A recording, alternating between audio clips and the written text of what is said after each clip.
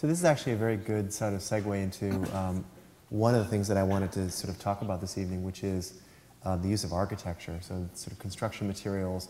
Paul, you just mentioned that you wanted to bring viewers into the belly of the, something like the belly of the work? The belly of the work. Belly of the work. Yes. And, you know, maybe you're the best person to respond to this first, but in your, I mean, your work, I mean, you are making paintings, but you're going well beyond the four edges of those canvases. You're on the walls, you've changed the lights, you do sculptural objects. I've seen photographs of performance pieces where there are actual dancers that are performing within the works. You've changed the cushions of couches. I mean, you've really involved the architecture of the space. And, you know, it brings to mind the two, you know, the first thing that I noticed when I saw your piece at the museum was those two very large Gorky murals that were originally made during the sort of the 1930s, the WPA murals for the Newark airport. Right. And those were meant to be sort of site-specific architectural paintings that now are hanging literally in view of your installation. I mean, they're part of the installation. And I'm kind of wondering for you, how did you make that transition? I mean, how did you get off the four corners and into architecture and lighting and the rest of it? Well, that happened to me in the early 1990s.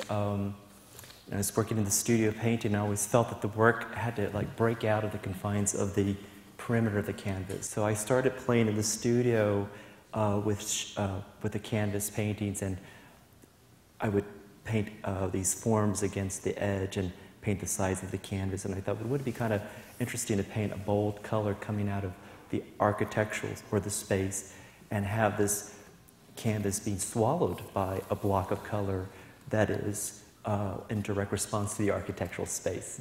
So it just really kind of opened new doors to explore this kind of extending the canvas beyond the perimeters, or the paintings beyond the perimeters of the canvas. And so, and since after 1990 or the mid-90s, I started doing a lot of installations with multiple canvases, scanning the walls and having dialogues with installation, with architectural space.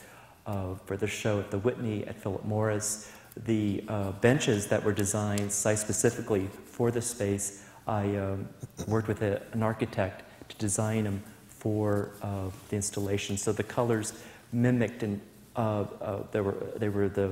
mimicked the paintings. They pulled the colors for the paintings. They modulate, so you can change the cushions. They're very low, and it brought the viewer down to kind of chill out in the space. And in the space, I also introduced sound for the first time. I thought it was, so it's by introducing canvas into site-specific, it started to just grow, like an amoeba, just kind of just one thing led into another, one experience led to another experience, and I just kept playing with those ideas. And then I started to paint these reliefs on the walls, kind of murals that were on the walls, but then these canvases that were part of these reliefs that kind of looked like they were flat, but not flat.